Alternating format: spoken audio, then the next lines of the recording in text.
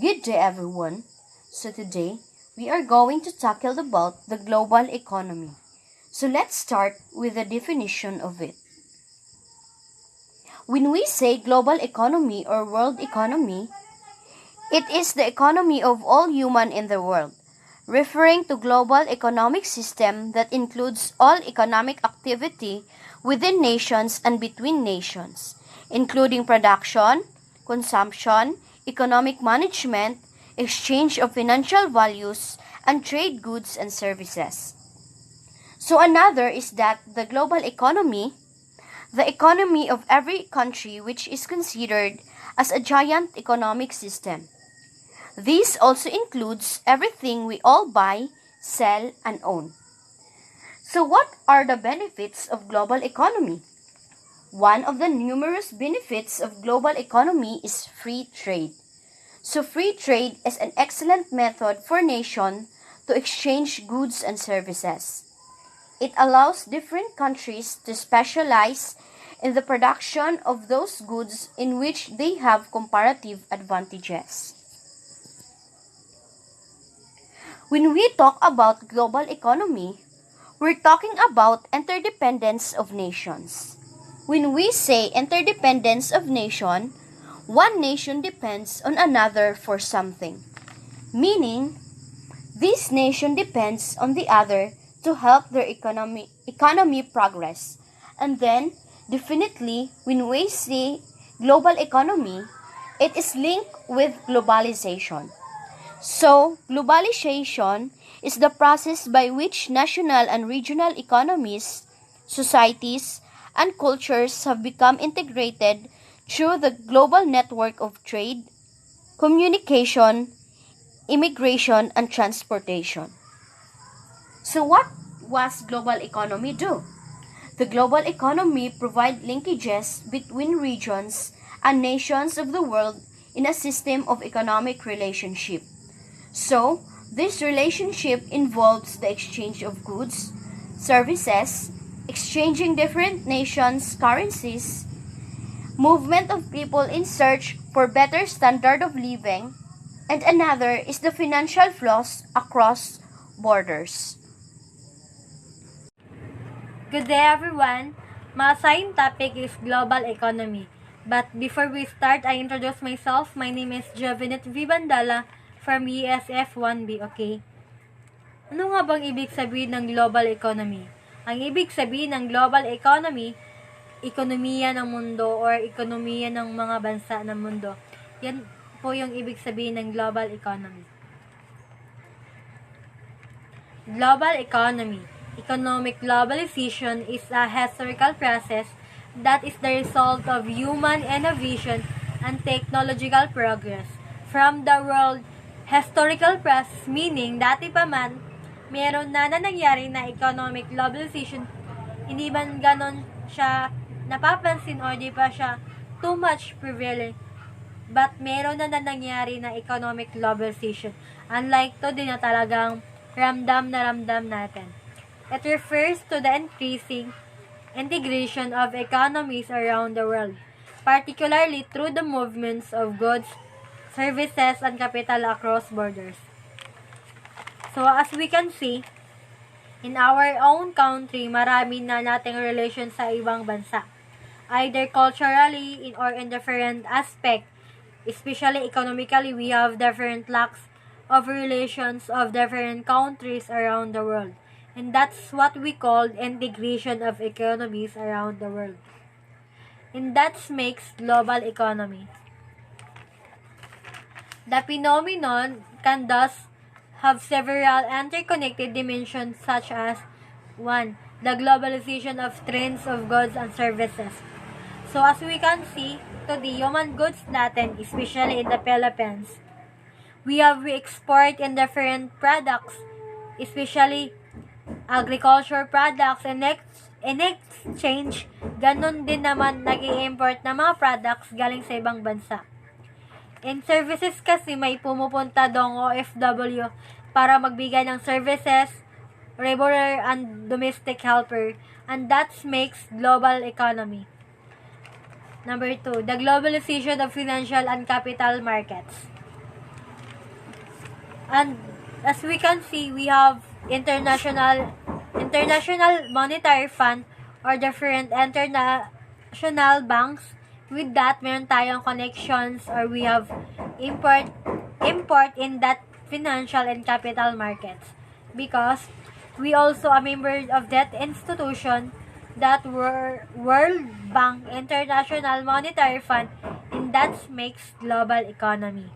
Number 3, the globalization of technology and communication. And as we can see, lagi may technology talaga pagdating sa globalization, and especially communication. When we see communication, we have lots of means of or different ways, medium para ma-reach or para makapag-communicate sa ibang bansa sa buong mundo, and that makes global economy. For the globalization of products. When we see globalization of products, example, sa isang bansa, meron isang corporations. And with that corporations, lumalaki sila ng malaki ang products nila by means of investments sa part of words. Thank you.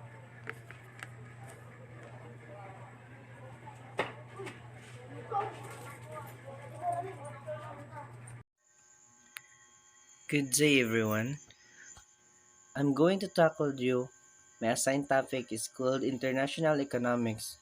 So, what does economic works?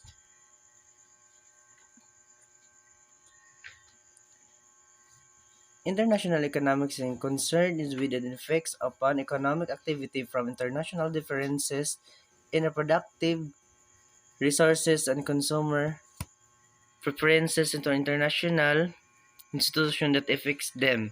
It seeks to explain to patterns and consequences of the transaction and interaction between the inhabitants of different countries, including trade, investment, and transaction. International trade studies goods and services flows across international boundaries from supply and demand factors, economic integration, international factor movements, and policy variables such as staff rates of trade,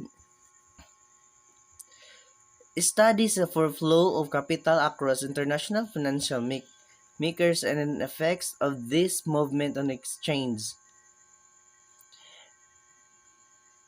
Monetary economics and international microeconomics study flows of money across countries and resulting effects on their economics as a whole.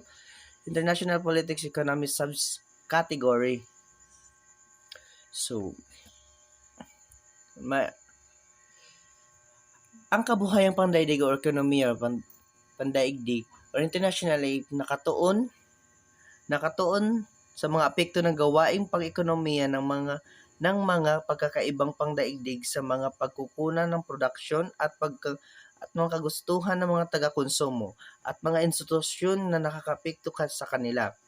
Nilalayo nitong mapaliwanag ang mga gawi at mga kinahinatnan ng mga transaksyon sa mga interaksyon sa pangitan ng mga naninirahan sa iba't ibang mga bansa, kabilang na ang mga pangangalakal,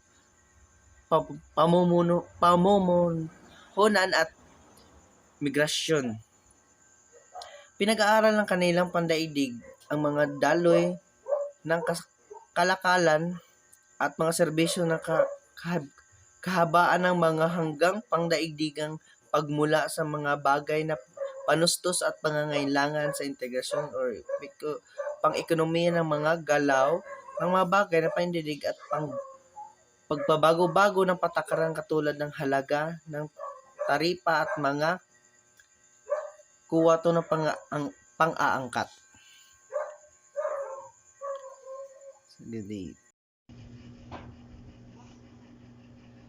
Hi, my name is Roxan Camino. My assigned topic is the 4 types of global economy.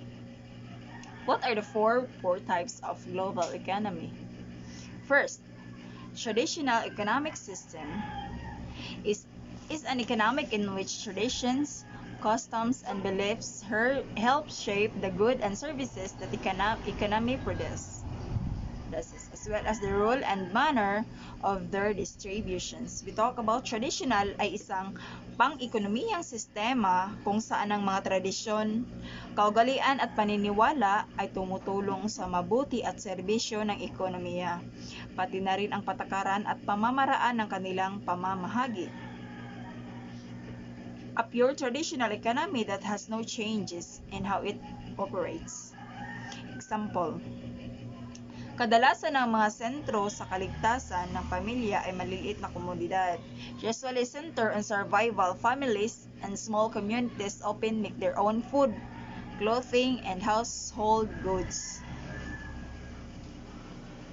Kadalasan, sila ang may sariling pagkain, damit, pabahay at mga kalakal sa bahay. At the United States, Alaska, Canada, and Denmark territory of Greenland. Second, command economic system is the key aspect of a political system in which a central government authority dictates the level of productions. Ay isang aspeto ng isang sistema na pampulitikang kung saan ang isang sentral na otoridad ng pamahalaan ay nagdidikta ng antas ng produksyon, such as public ownership of major industries, pampublikong pagmamay-ari ng mga pangunahing industriya.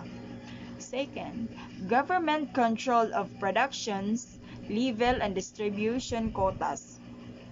Kontrol ng gobyerno ang mga antas ng produksyon at pamamahagi ng kwota. Government control of prices and salaries. Pamahalaang kontrol ang mga presyo at sweldo. Example, is organized by a centralized government that owns most.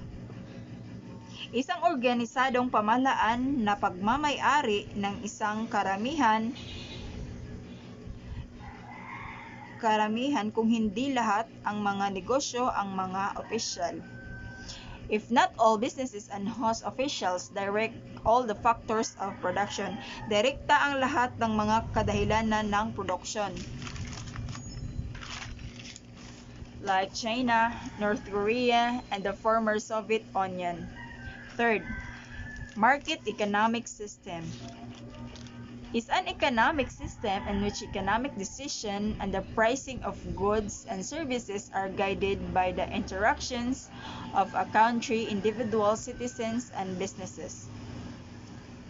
Ay isang sistemang pang-ekonomiya kung saan ang desisyong pang-ekonomiya ay ang pagpiproseso ng mga kalakal at serbisyo ay ginagabayan ng pakikipag-ugnayan ng mga mamamayan at negosyo ng isang bansa.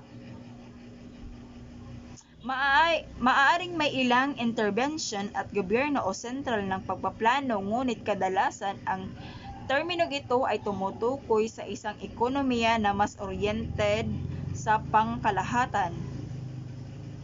There may be some government intervention of central planning, but usually this term refers to an economy that is more market-oriented in general. Yes, that's what I've said. Example, the activity in market economy is unplanned. It is not organized by the supply and demand of goods and services. Example, ang isang aktibidad sa ekonomiya ng merkado ay hindi nakaplano.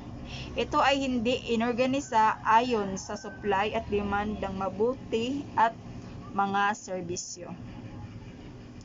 The United States, England, and Japan.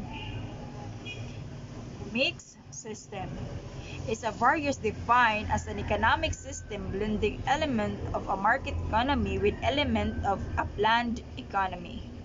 Market with state interventionism or private enterprise with public enterprises. Yes, ang mixed market ay iba-ibang tinutukoy bilang isang pang-ekonomiyang sistema ng ekonomiya na may elemento ng isang nakaplanong ekonomiyang merkado na may estado, interventionismo o pribadong negosyo na may pampublikong negosyo. For example, the United States is a mixed economy. Ang United States ay isang halo-halong ekonomiya. It leaves ownership of the means of production in mostly private hands. Dahil ito ang pagmamay-ari ng isang produkto sa karamihan ng mga pribadong kamay, but incorporates elements such as subsidies for agriculture, regulation on manufacturing, and partial or full public ownership of some industrial like letter delivery and national defense. Ngunit, ito ay inkorporadong elemento tulad ng subsidies para sa agrikultura, regulasyon at pagmamanupaktura at bahagyang pagmamay-ari ng ilang mga industriya tulad ng paghahatid at national defense, pambansang depensa. That's all.